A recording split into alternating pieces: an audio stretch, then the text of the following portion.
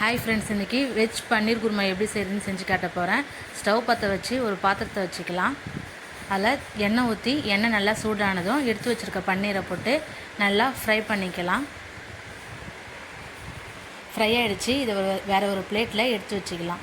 கொஞ்சம் எண்ணெய் எடுத்துகிட்டு மீதி எண்ணெயில் கட் பண்ணி வச்சுருக்கிற 3 வெங்காயத்தை அதில் போட்டு நல்லா வதக்கிக்கலாம். வதங்கின உடனேயும் 3 தக்காளி போட்டு அதையும் வதக்கிக்குங்க. வெங்காய தக்காளி நல்லா வதங்கிடுச்சு. இதை ஆற வச்சுட்டு மிக்சியில் அரைச்சி எடுத்துக்கலாம்.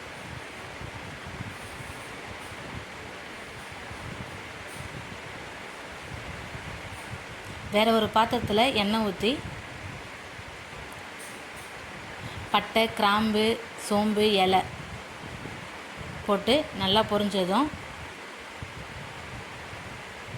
கொஞ்சம் கருவேப்பிலை, 2 பச்சை மிளகாய் போட்டுக்கலாம். இஞ்சி பூண்டு பேஸ்ட்டு 2 ஸ்பூன் போட்டுக்கோங்க. நல்லா பச்சை ஸ்மெல் போகிற அளவுக்கு நல்லா வதக்கிக்கலாம்.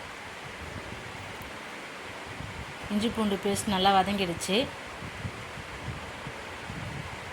கேரட், பீன்ஸ், உருளைக்கிழங்கு கட் பண்ணி அதில் சேர்த்துக்குங்க.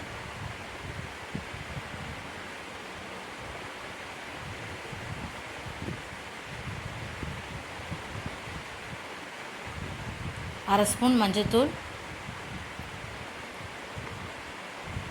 தேவையான அளவு உப்பு. நான் இப்போ ஒரு அரை ஸ்பூன் அளவுக்கு போட்டிருக்கேன். அப்புறமா லாஸ்ட்டாக தேவைன்னா போட்டுக்கலாம். தட்டு போட்டு மூடி வச்சுக்கலாம். காய் நல்லா வேகட்டும். 5 நிமிஷத்துக்கு அப்புறம் ஓப்பன் பண்ணி பார்க்கலாம். காய் நல்லா வெந்திருக்கு. கரம் மசாலா அரை spoon, 2 spoon coriander powder, 1 spoon chilli powder,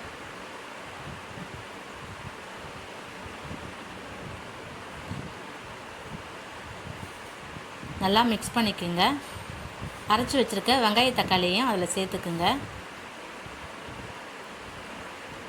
தேவையான அளவு தண்ணி ஊற்றி நல்லா கொதிக்க வச்சுக்குங்க. உப்பு ஒரு அரை ஸ்பூன் அளவு உப்பு போட்டுக்கிறேன். காரம் கரெக்டாக இருக்குது. திருப்பியும் இதை மூடி போட்டு வச்சுக்கலாம். நல்லா கொதிக்கட்டும். குருமாக்கேற்ற மசாலாவை அரைச்சிக்கலாம். அதுக்கு ஃபஸ்ட்டு ட்ரை ரோஸ்ட் பண்ணிக்கலாம். வேறு ஒரு பாத்திரத்தை வச்சு 2 பத்தை தேங்காய், 5 சின்ன வெங்காயம்,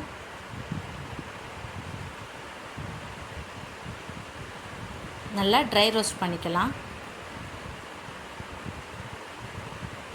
வறுத்து மசாலா போடும்போது நல்லாயிருக்கும். 8 முந்திரி, 5 மிளகு, 1/4 ஸ்பூன் கசகசா, 1/4 ஸ்பூன் சோம்பு போட்டு நல்லா வறுத்து எடுத்துக்குங்க. இது ஆறுனதும் மிக்சியில் போட்டு அரைச்சி எடுத்துக்கலாம். இந்த மாதிரி மெத்தடில் செய்யும் போது அது டேஸ்ட் நல்லாயிருக்கும். இப்போ வறுத்து வச்ச பன்னீர் இதில் சேர்த்துக்குங்க.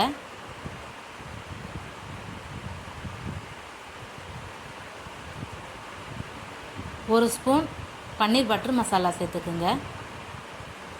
அது கொஞ்சம் கொதித்ததும் அரைச்சி வச்ச மசாலாவையும் சேர்த்துக்குங்க. லைட்டாக ஒரு கொதி வரட்டும்.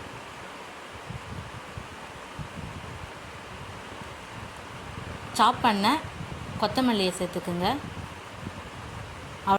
கொஞ்சமாக கஸ்தூரி மேத்தி போட்டுக்குங்க. அவ்வளோதான், சூப்பரான வெஜ் பன்னீர் குருமா ரெடி ஆகிடுச்சு. நீங்களும் இதேமாரி உங்கள் வீட்டில் செஞ்சு சப்பாத்தி, பரோட்டா, இட்லி, தோசை எல்லாத்தையுமே சாப்பிடுங்க. சூப்பராக இருக்கும். அருள் குக்கிங் சேனலை லைக் பண்ணுங்கள், ஷேர் பண்ணுங்கள், சப்ஸ்கிரைப் பண்ணுங்கள்.